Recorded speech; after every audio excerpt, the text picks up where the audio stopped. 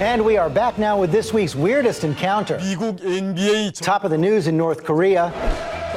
The first American to meet Kim Jong-un, not John Kerry or even Jimmy Carter. Nope, it was Dennis Rodman, a.k.a. The Worm. They watch basketball. Kim is a big fan, but that was just the beginning. Some ice skating, too, an aquarium visit. Then a long dinner and lots of drinks with one of the world's most mysterious and dangerous men.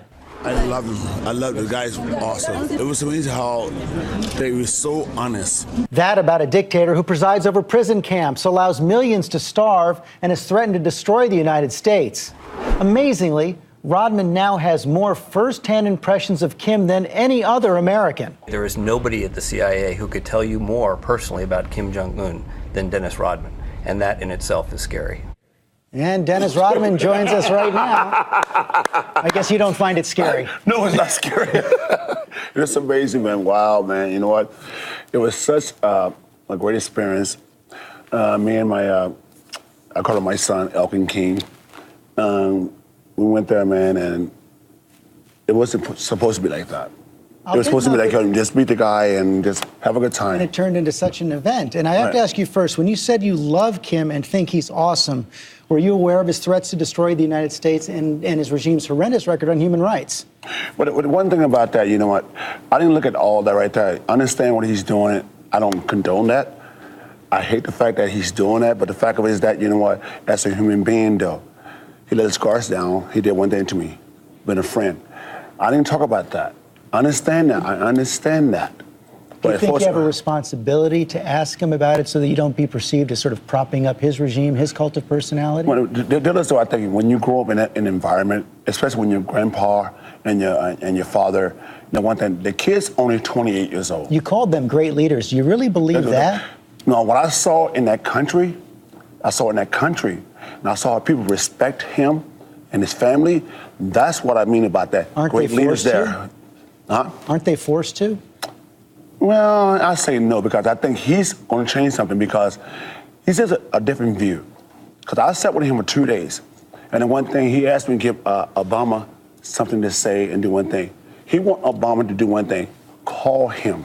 He wants a call from President Obama? That's right. He told me that. He said, if you can, Dennis, I don't want to do war. I don't want to do war. He said that to me. Did you say, why don't you pick up the phone and call President Obama? No, you know, it's a different story. It's a different story, because guess what? The kid's only 28 years old. 28. He's not his dad, not his grandpa. He's 28 years old. So you think he's different. What did he tell you about America, and what did you learn about him? Guess what? The one thing I said to him, I said, we talked about, if you see the clips or whatever, he loves basketball. And I said the same thing. I said, Obama loves basketball. Let's start there. If you see the quotes in the papers, he says that.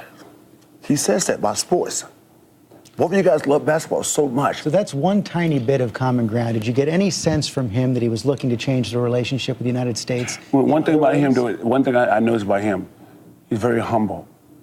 He's very humble, man. As a kid, he's very humble. He's very strong as a man. He's very strong, but guess what? He don't want war. That's one thing he don't want. He said in the past that he would destroy the United States. Well, I just think that's coming from his father.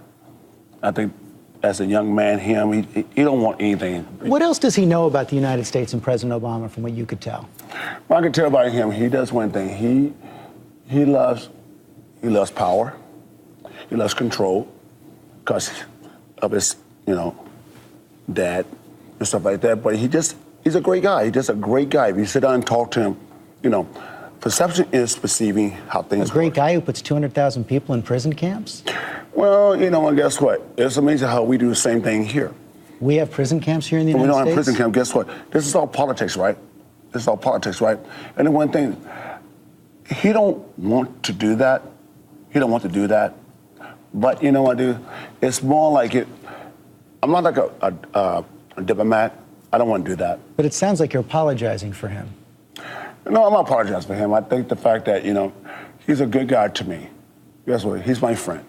Guess what? I don't condone what he does, but as far as a person to person, he's my friend.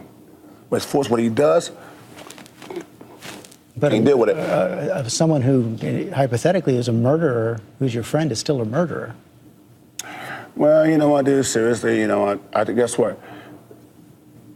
Guess what? What I did was history. And guess what? It's just like we do over here in America, right? It's amazing that we have presidents over here do the same thing, right? It's amazing that Bill Clinton could do one thing, have sex with his secretary and do one thing, and really get away with it and still be powerful. And How that's can amazing. you compare that to prison camps? No, prison camp do one thing. We don't need to do one thing. Object that. We don't need to do it. Object that. Guess what? We're doing one thing. If like a friend to friend, right? It's a friend to friend. He's a friend to me. That's about it. So you're going to go back? Yes, I am. I'm going to go back, do one thing, and find out more what's really going on. Find out more. Okay, next time you go back, you should bring this report from the Human Rights Watch with you and maybe ask him questions about that as well. You might learn a lot more, and it might press him as well. But thank you for coming on this morning and sharing your impressions. Either way, guess what, though? Here's the report. Guess what? Thank you for the report.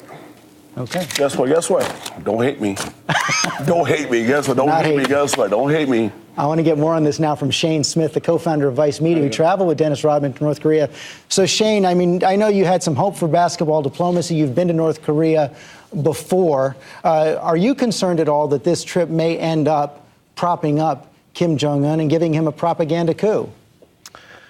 I don't think so. I mean, it's definitely not going to do that for the rest of the world. People know what's going on, and they know our position. Just to be clear, I didn't go with Dennis on this trip. I've been twice before. I'm not allowed to go anymore. I've made three documentaries on North Korea, and that's why I'm not allowed to go. What happens within North Korea, they can say whatever they want on their state television anyway. They're going to say whatever they want, and they've done so in the past. I don't think it's a propaganda coup internationally. I think it's a crazy story. But, within North Korea, is it a propaganda coup? The New York Philharmonic went there. Was that a propaganda coup? I don't think so. Any hope for a new relationship, you believe? That's the one thing I will say is that, look, there was a love of basketball, sort of reminiscent of ping pong diplomacy. There have been, very few instances of dialogue. And dialogue, I believe, is always good. And obviously, if Kim Jong-un is interested in America, if he's interested in basketball, if he made sort of allusions to the fact that he wished that there was closer relations between the two countries, I think that's a good thing. Even if it's political grandstanding, at least that could be the beginning of a dialogue that hasn't worked well in the past between America and North Korea. Shane Smith, Dennis Rodman, thank you both very much.